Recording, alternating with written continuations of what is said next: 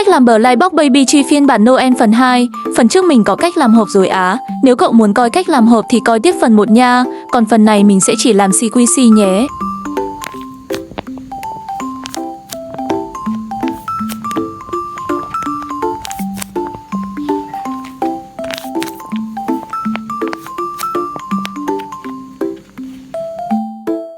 Nhớ ấn like, đăng ký kênh và chia sẻ video cho bạn bè để xem thêm nhiều video mới nữa nha.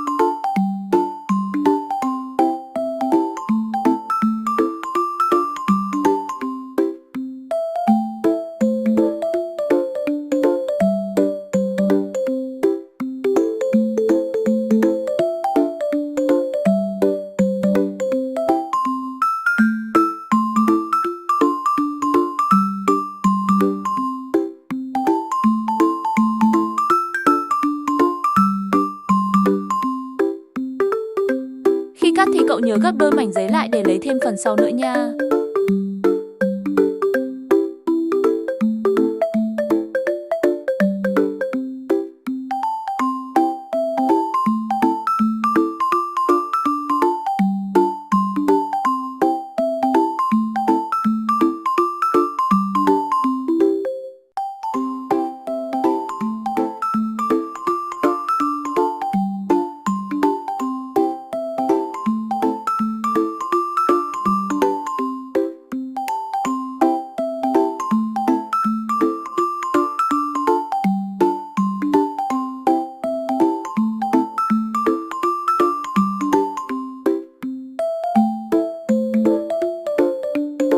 Phần thừa của giấy rồi gấp một mảnh dài 2 cm.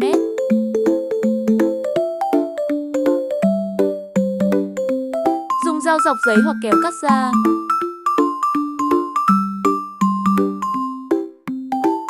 Tô màu đỏ hết lên dải giấy. Sau khi tô xong thì dán băng keo trong luôn nha. Dùng băng keo chống dán dải giấy vào hai bên hình.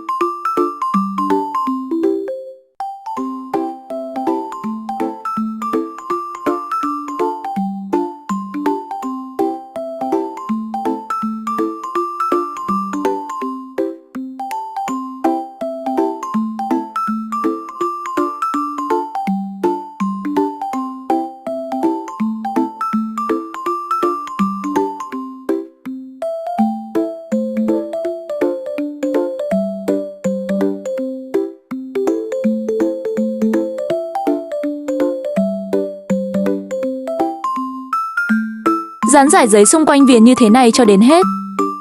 Xong rồi nè. À mà nhớ để lại một khe ở phần cuối để nhét bông nha. Không có bông thì nhét túi bóng cũng được á.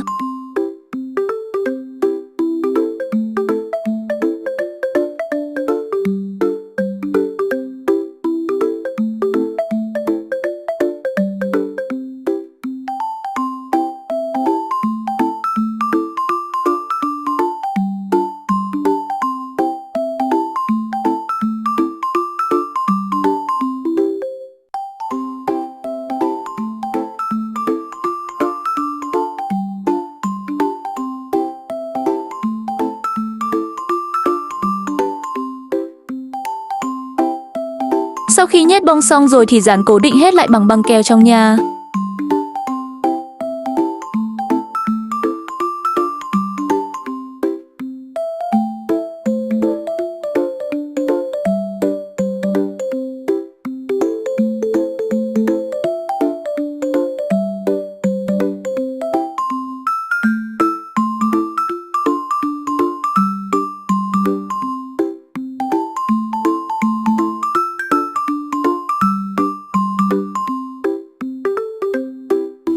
Xong rồi nè.